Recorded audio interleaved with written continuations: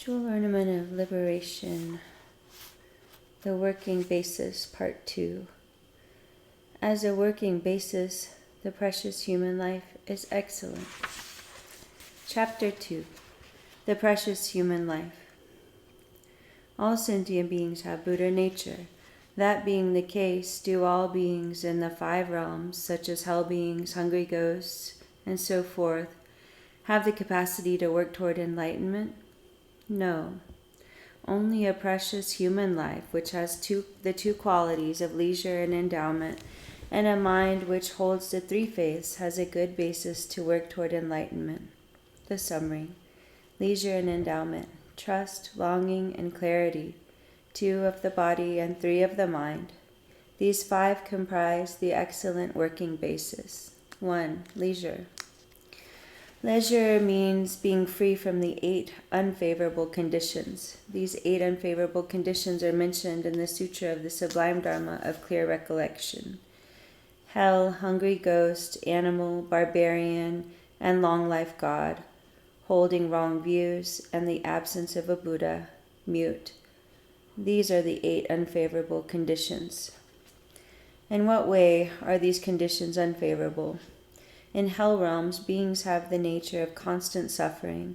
Hungry ghosts are tortured by mental burning. Animals are mostly overpowered by stupidity. All 3 of these have no modesty and no concern for what others think. Their mind streams are improper vessels, therefore they have no opportunity to practice the Dharma. The long-life gods abide in a non-conceptual state where all mental activities have ceased. Therefore, they have no opportunity to practice the Dharma. Because they have longer lives than humans, all the God realms constitute unfavorable conditions. All the gods have unfavorable conditions because they are attached to temporary happiness and have no time to make effort for the Dharma. Therefore, the small amount of suffering that a human experiences has great qualities, because from it we get a sense of sadness and samsara. It pacifies our arrogance. It causes us to cultivate compassion toward all sentient beings. It causes us to like virtuous deeds and abstain from negative actions.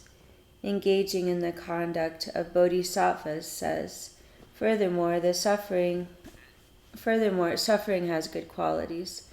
Through being disheartened with it, arrogance is dispelled. Compassion arises for those in cyclic existence. Evil is shunned, and joy is found in virtue. This is the explanation of how the 4 non-human realms have no leisure. Even though they are human beings, barbarians have difficulty meeting spiritual beings. Those who hold wrong views cannot understand that virtuous deeds are the cause of higher rebirth or liberation. When one is born at a time when the Buddha is absent, then there is no teacher who can explain what is to be done and what is to be given up. Mute or stupid persons cannot understand the teachings on virtue and non-virtue. When one is free from all 8 of these conditions, it is called the excellent leisure.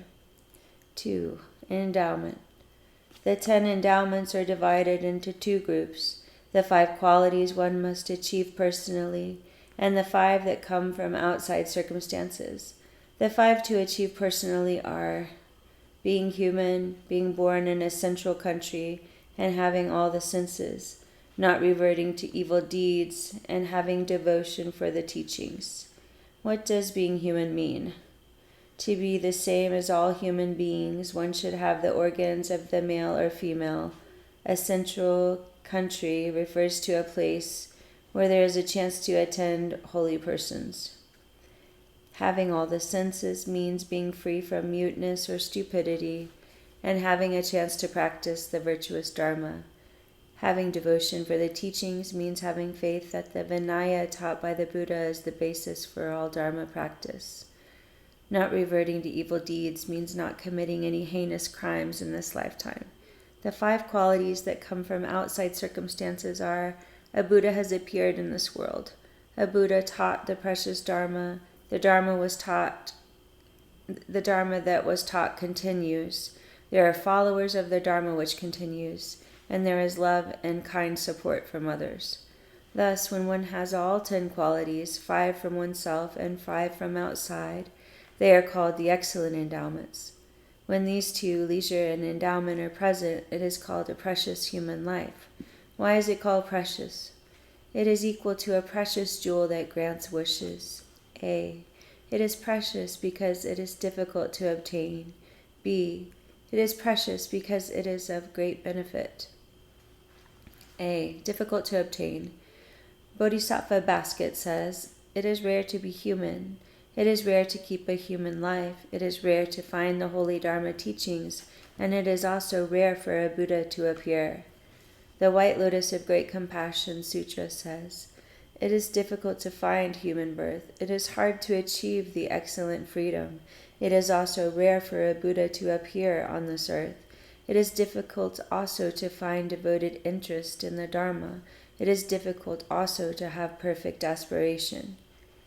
From Planting the Noble Stock Sutra. It is difficult to find freedom from the 8 unfavorable conditions. It is difficult to find a human birth. It is difficult to find the perfect leisure.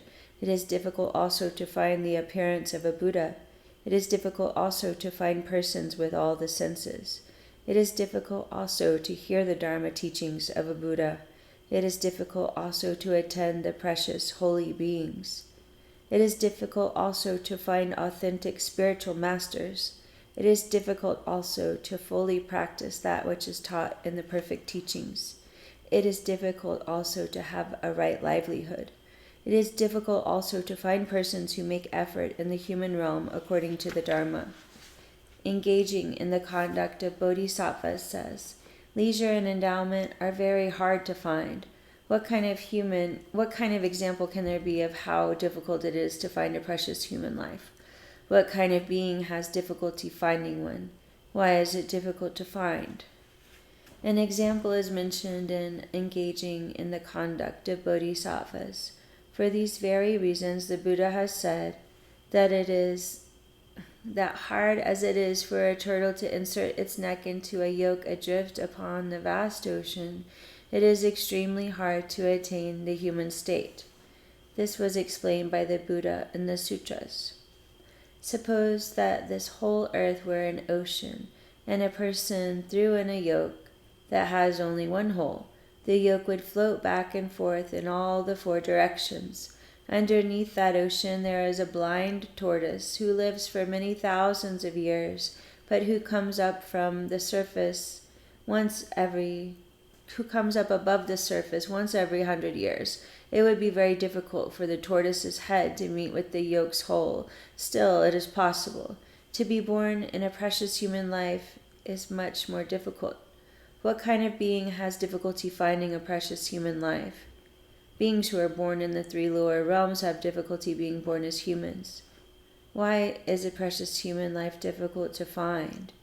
This body of leisure and endowments is gained through the accumulation of virtuous deeds, and those who are born in the 3 lower realms do not know how to accumulate virtue.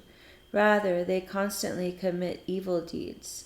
Therefore, only those born in the 3 lower realms with a very small amount of negative karma and whose karma could ripen in another lifetime are the ones who have an opportunity to be born in a human life. B. Of great benefit. Engaging in the conduct of bodhisattvas says, "And since they accomplish what is meaningful for man," in Sanskrit man is purusha, which translates as capacity or ability. Hence, a human life with the qualities of leisure and endowment provides the capacity or ability to attain either the temporary high realms or definite goodness. Therefore, it is called purusha. Furthermore, there are 3 different types of ability: the inferior, mediocre, and superior, as it says in the Lamp for the Path to Enlightenment. One should understand that there are 3 types of person: inferior, mediocre, and superior. An inferior person has the ability to attain a human or God realm without falling into lower realms. It is said, "One who makes effort by any means to achieve the pleasures of samsara for his own benefit." This is called the inferior person. A mediocre person has the ability to attain the state of peace and happiness by freeing himself from samsara. It is said, one who turns his back on the pleasures of samsara and abstains from non-virtuous deeds, but who is interested only in his own peace, this is called the mediocre person. A superior person has the ability to attain Buddhahood for the benefit of all sentient beings. It is said, by seeing the suffering within one's own mind stream, one yearns to completely exhaust the suffering of others. This is called the superior person. Furthermore, Acharya Chandragoman said, how great are its beneficial effects! By obtaining this precious human life, one can become free from the ocean of rebirth and also sow the seed of supreme enlightenment. This very human life has greater qualities than the wish-fulfilling jewel. So how could one not gain its fruit? The path through which humans can gain great strength of mind cannot be obtained by gods or nagas, not by demigods, garudas, vidyadharas, kinnaras, or urakas. This human life, which possesses leisure and endowments, has the capacity to avoid all the non-virtues and to accomplish all the virtues. It has the ability to cross the ocean of samsara. It has the ability to proceed on the path of enlightenment, and it has the capacity to attain perfect enlightenment. Therefore, it is far superior to gods, nagas, and so forth. It is far superior to the wish-fulfilling jewel. Therefore, since this human life which possesses leisure and endowments is difficult to find and has great beneficial effects, it is called precious. Even though it is difficult to find and has great beneficial effects, it is very easy to lose. There is no one who can prolong life. There are many causes of death, and each moment passes in an instant. Engaging in the conduct of Bodhisattva says, it is inappropriate to enjoy myself, thinking that today I alone shall not die, for inevitably the time will come when I shall become nothing. Therefore, contemplate how difficult this precious human life is to obtain, how easy it is to lose, and how great its beneficial effects are. Think of this body as a boat, and therefore make as much effort as possible to cross the ocean of samsara. Thus, engaging in the conduct of Bodhisattva says, relying upon the boat of a human body, free yourself from the great river of pain. As it is hard to find this boat again, this is no time for sleep, you fool. Think of this body as a horse, and use it to ride free from the precipice of samsaric suffering. It is said, riding on the horse of the pure human body, escape the dangerous precipice of suffering in samsara. Or think of this body as a servant, and let it work on virtue. Thus it is said, this body of all humans is subject to be a servant of virtue. Following the virtuous path requires faith. Without faith, virtue cannot develop in one's being. Thus the 10 Dharma Sutras says, virtuous qualities cannot grow in a person without faith, as a green sprout does not shoot from a burnt seed. Also, the Garland of Buddha's Sutras says, a worldly person with little faith cannot understand the Buddha's enlightenment. Therefore, one should develop faith. The Noble Profound Representation Sutra says, Ananda, fuse your mind with faith. This is the request of the Tathagata. In that case, what does faith mean? There are 3 kinds of faith, trusting, longing, and clear. 3. Trusting faith. Understand that this faith depends on the topic, cause, and result, the truth of suffering which comes from the truth of causation. Furthermore, it comes from trusting that happiness in the desire world is the fruit of virtuous causes. Trust that the suffering of the desire world is the result of non-virtuous action. Trust that the happiness of the 2 higher realms is the result of unshakable causes. Trust that by engaging in the non-virtuous actions of body, speech, and afflicting emotions, which are called the truth of causation, one obtains the 5 afflicted skandhas, which are called the truth of suffering. 4. Longing faith. Understanding the extraordinary nature of unsurpassable enlightenment, one follows the path with respect and reverence in order to obtain it. 5. Clear faith. Clear faith arises in one's mind by depending on the three jewels, develop devotion for and interest in the Buddha as the teacher who shows the path, the Dharma which becomes the path, and the Sangha which guides one in order to accomplish the path. The Abhidharma says, what is faith? It is trust, longing, and clarity regarding cause and result, truths, and the three jewels. Furthermore, the precious jewel garland mentions, one who does not give up Dharma through desire, aversion, fear, or ignorance is called one who has great confidence in the Dharma. This person is the supreme vessel for achievement of the ultimate state. Not giving up Dharma through desire means not abandoning the Dharma out of attachment. For example, even if someone said, if you give up Dharma, I will give you a great reward of wealth, a man or woman or royalty, and so forth, still you would not give it up. Second, not giving up the Dharma through aversion means not forsaking the Dharma through hatred. For example, suppose someone harmed you in the past. Even if you continue to be harmed in the present, you would not give up the Dharma. Third, do not give up Dharma through fear. For example, someone may come to you and say, if you don't give up the Dharma, I will order 300 soldiers to cut 5 ounces of meat from your body every day. Even then, you would not give up the Dharma. Fourth, not giving up the Dharma through ignorance means not deserting Dharma out of stupidity.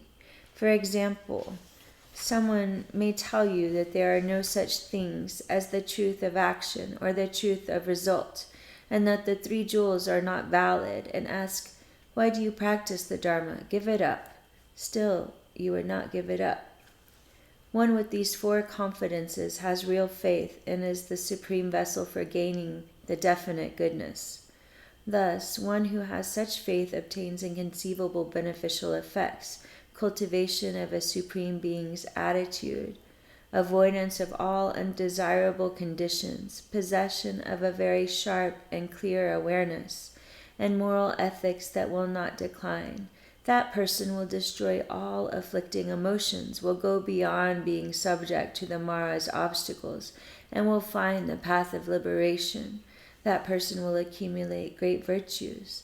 That person will see many Buddhas and receive magnificent blessings of the Buddhas and so forth. The Dharani, called Triple Jewel, says, one who has devotion for the Buddha and the Dharma of the victorious one, one who has confidence in the Bodhisattva's way of life. If such a one has confidence in the unsurpassable enlightenment, then that person will cultivate the excellent being's mind. The exalted Buddhas will appear in front of one who has faith and give Dharma teachings. The Bodhisattva basket says, thus, when Bodhisattvas have faith, all the exalted Buddhas will see them as proper vessels, appear to them, and show them the perfect path of the Bodhisattvas. Thus, the precious human body, which has leisure, endowment, and the 3 faiths, is called the working basis for the practice of supreme enlightenment. This is the 2nd chapter, dealing with the working basis, from the Jewel Ornament of Liberation, the wish-fulfilling gem of the Noble Teachings.